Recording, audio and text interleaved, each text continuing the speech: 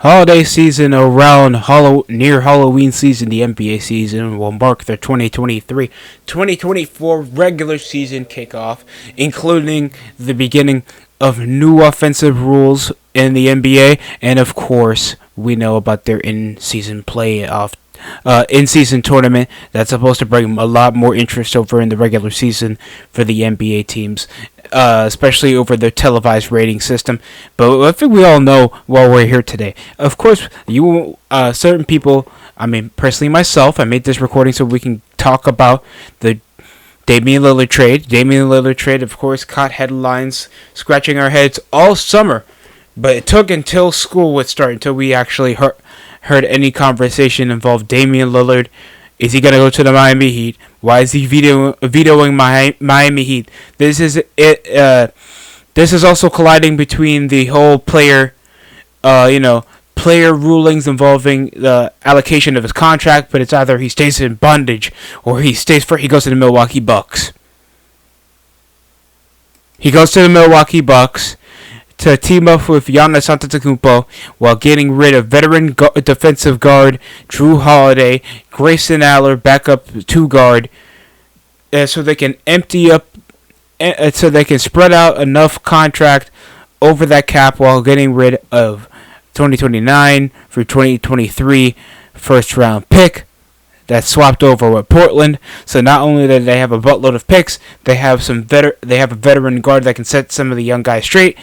And of course, up-and-comer that was about to get paid over a max deal after a massive bid, so they can release some cap while getting a reliable but injury-prone big out of Yusuf Nurkic, a dependable defensive 2 guard that's good off a second unit like Grayson Allen, and a decent athletic young wing out of Nasir Little and Keon Johnson that might get some minutes. So Suns get additional depth.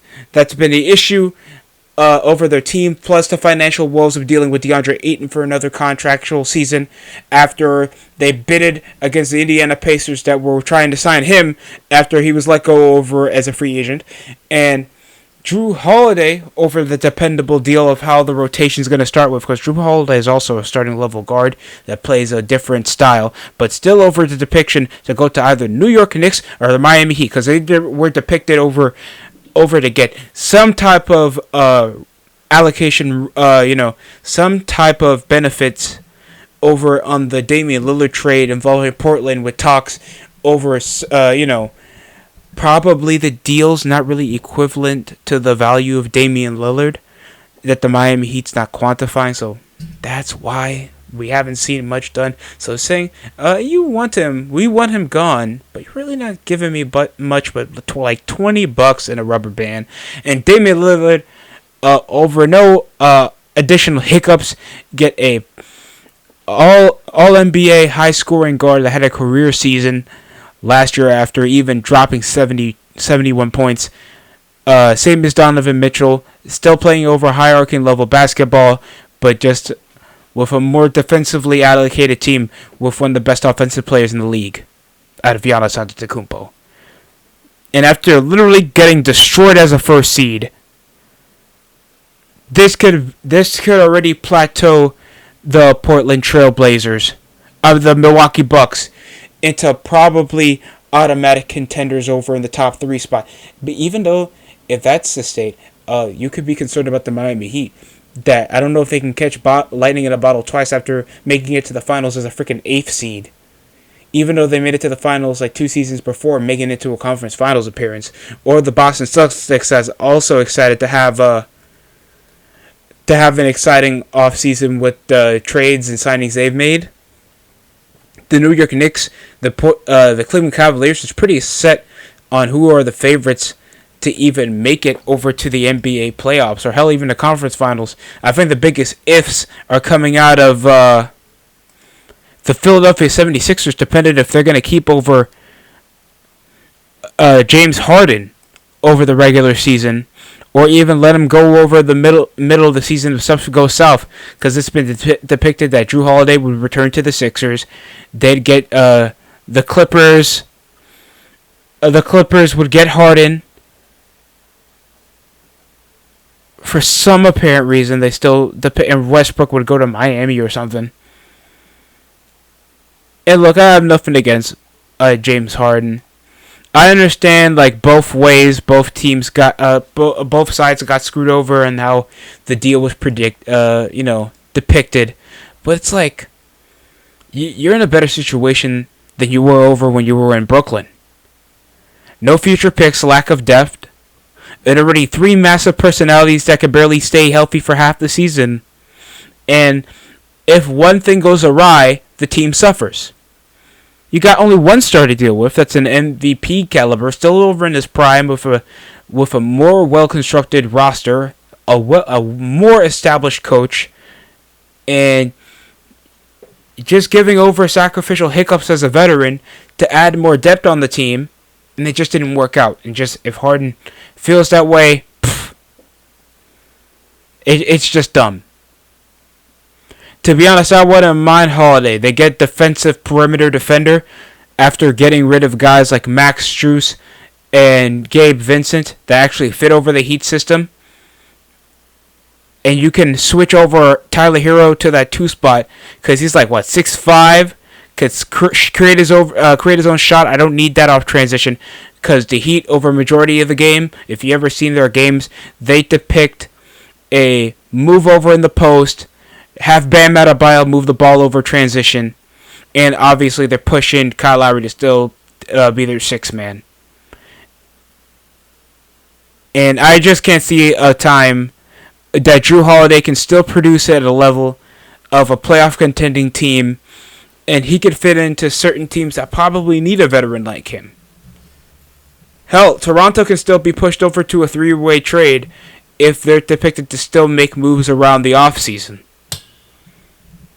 And that could be to the Boston Celtics, probably the Brooklyn Nets, the Chicago Bulls, if Lonzo Ball's going to be coming around in the latter half of the year, if they're still confident in their postseason chances.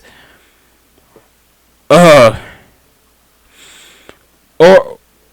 even still the Miami Heat, that I don't feel like they have a prime dependable starting shooting guard. Starting point guard. Because I can't see Tyler Hero moving the ball up on the court and then he pulls up over on the shot. It's a sloppy offense, and you need a foundational point guard that can move over to the floor and at least start over 60 games, and that's Drew Holiday. Let's keep it a buck. I don't mind the move. You don't see a lot of guards that can play a dependable starting position for a majority of games like Drew Holiday. So I guess it would benefit the Blazers if they keep some veteranship around the team, so they can at least build around what they have, because they have a whole lot of picks, they have a whole lot of young players. After getting rid of the two monkeys out of their back, out of Josef Nurkic, while still keeping on to Jeremy Grant, and getting Drew Holiday, that's probably going to last on Portland as much as Westbrook when he was in Utah, until he was traded at the latter part of the deadline around the same week. Stuff happens in the NBA. It'd be cold as a motherfucker. And Drew, coming out of his second All-Star appearance since 2012 in his last season in Philadelphia, he's played over 65 games over over 10 years of his career.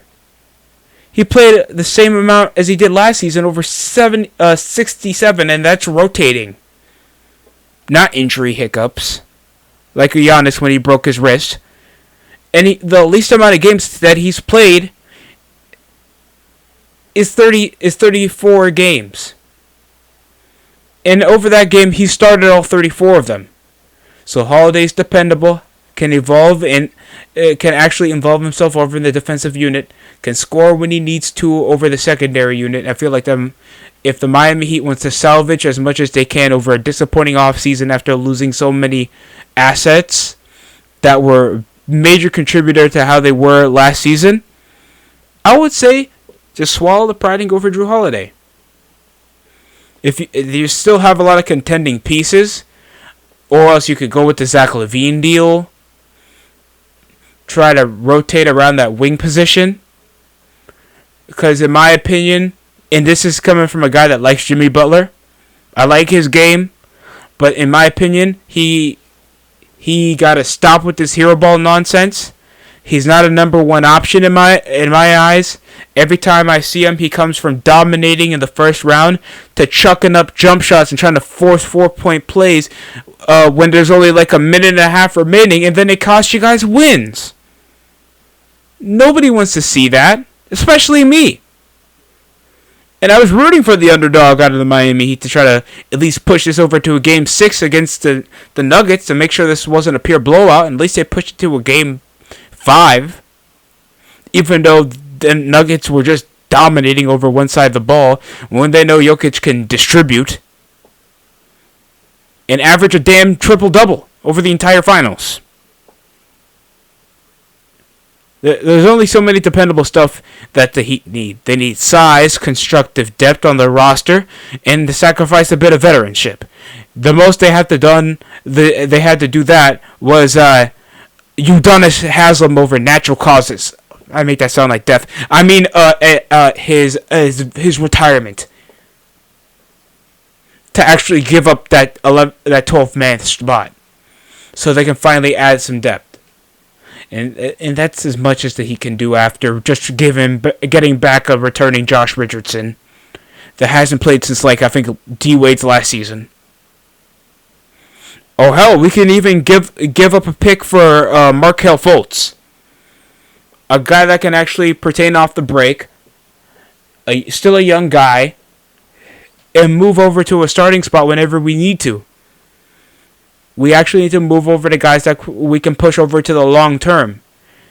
And the only young guys that we actually have that are dependable for the future are Hero, that was even losing confidence over a majority of the time of the offseason that he might be traded as fodder to go to the Blazers so we can suffocate in a young team. Kyle Lowry, just for Butler and Bam to play. It's ridiculous. And I guess for the Heat, there was a bit of I'm going to just say that it was a bit of delusion. Because now, look at it, what the Milwaukee Bucks have. Dependable defensive player out of the second unit that was a big impact on the Lakers, like Malik Beasley, Damian Lillard, Chris Middleton can switch into the wing, and now you got a front court with Giannis Antetokounmpo and Brook Lopez. It picks over the offensive hiccups, and they can finally get guys over to the roster that can be a major impact, especially when they're still like a roster that's like average age is like 32 years old. Like Middleton's like 32. Bobby Portis is 28, and he was like the oldest guy in the men's Team USA roster. That tells you something.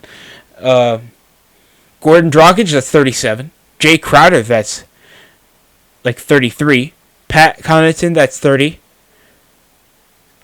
I'm fucking telling you that Giannis, Portis, and Malik Beasley and AJ Green are the youngest guys on the roster, and they're still over 23 years old.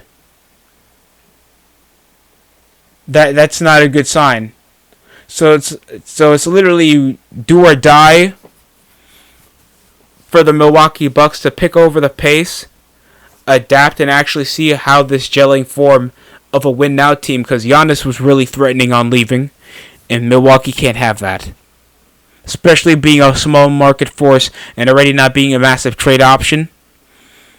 This was a big contention to see what win now basis that the Bucks are trying to do to keep Giannis happy before he goes to like Golden State, LA. That could be a major option for him. Either Clippers or Lakers, the Heat, Knicks, Sixers. There's a bunch of teams that would kill to have a prime forward like Giannis Antetokounmpo still in his prime that can combo off with possibly a guard. So that is already in pressure mode. And people could take this as desperate, but how else are we supposed to take it? I'm just saying. But besides that, comment down below how you guys feel about this trade. I thought it was an insane trade. And the Bucks only fix one of their many problems coming out of this regular season. But hopefully they can try to build up on this around with some chemistry, some practice, and some consistency like the other 29 teams. And hopefully the Miami Heat can try to pick up on what they left off and actually try to do something to make their team, more reputable. That's it coming from me. Subscribe, like, comment, subscribe, and share this off so we can grow the channel. I'll be back here with further content.